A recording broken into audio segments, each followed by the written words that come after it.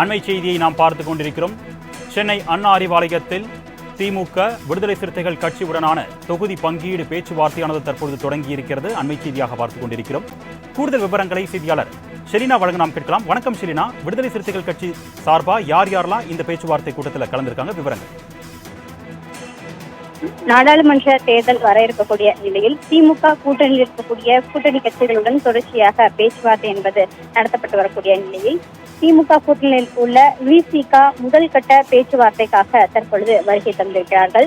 சென்னை அண்ணா அறிவாலயத்தில் திமுக கூட்டணி பேச்சுவார்த்தை குழு, அதாவது டி.ஆர். பாலு தலைமையில் அமைக்கப்பட்டிருக்கக்கூடிய குழுவுடன் தற்பொழுது விசிக சார்பில் விசிக தலைவர் திருமாவளவன் மற்றும் ரவிக்குமார் உள்ளிட்டோர் இந்த பேச்சுவார்த்தை குழுவில் இடம்பெற்று பேச்சுவார்த்தைக்காக வருகை தந்திருக்கிறார்கள். முதல் கட்ட பேச்சுவார்த்தை என்பது தற்பொழுது நடைபெற்று வரக்கூடிய நிலையில் இந்த பேச்சுவார்த்தையிலேயே உடன்பாடு எட்டப்பட்டு தொகுதி பங்கீடு என்பது கையெழுத்திடப்படுமா என்பது தொடர்பான தகவல்கள் வெளியே வந்த பிறகுதான் தெரிவிக்கப்படும். குறிப்பாக பார்த்தோம் என்றால் இன்று 3 கூட்டணி கட்சிகளுடன் பேச்சுவார்த்தை குழு என்பது பேச்சுவார்த்தை நடத்துவதாக தெரிவித்திருந்தார்கள்.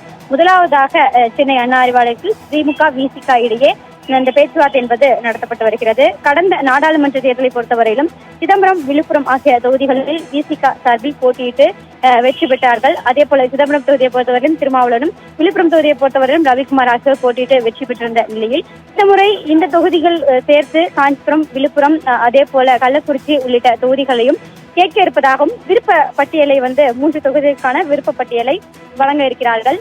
அதே போல நடந்து முடிந்த அந்த விசிக சார்பில் பொதுக்குழு என்பது நடத்தப்பட்டது. அந்த பொதுக்குழுவில் கூட திமுக கூட்டணியில் இருக்கக்கூடிய பெரிய கட்சிகளில் முதன்மையான கட்சி என்பது விசிகவாக பார்க்கப்படுவதாகவும், அப்படி இருக்கும் பொழுது விசிகவிற்கு 3 தொகுதியாக வழங்க வேண்டும் என்று விசிக இருக்கக்கூடிய முக்கிய பிரமுகர்கள் அனைவரும் தெரிவித்திருந்தார்கள். இந்த நிலையில் 3 தொகுதிகளை இந்த முறை தேர்தல் போட்டியிடுவதற்காக வழங்க வேண்டும் என்பது குறித்தான தகவல்களும் தற்பொழுது வெளியாக இருக்கக்கூடிய நிலையில் முக்கியமாக சிதம்பரம், விழுப்புரம், கள்ளக்குறிச்சி, பெரம்பலூர், திருவள்ளூர், காஞ்சிபுரம் ஆகிய அந்த 6 தொகுதிகளில் ஏதேனும் 3 தொகுதிகளை வழங்க வேண்டும் உள்ளிட்ட விருப்ப பட்டியலை இன்று வழங்க இருக்கிறார்கள். கடந்த முறை 2 தொகுதிகளை ஒதுக்கிய நிலையில் இந்த முறை 3 தொகுதிகளாக வழங்க வேண்டும். அதே போல 3 தொகுதிகளை ஒதுக்கினாலும் கூட அந்த தொகுதிகளில் அதிகப்படியான வாக்கு வித்தியாசத்தில் வெற்றி பெறுவதற்கான அனைத்து பணிகளையும் மேற்கொள்வோம் என்ற பல்வேறு தரப்பு தீர்ப்புகளை தற்பொழுது தெரிவித்திருந்தார்கள். அதன் அடிப்படையில் தற்பொழுது என்பது நடைபெற்று வருகிறது.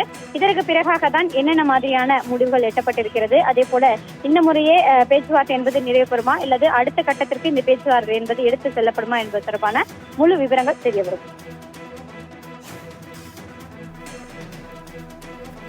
விவரங்களுக்கு நன்றி ஷெலினா.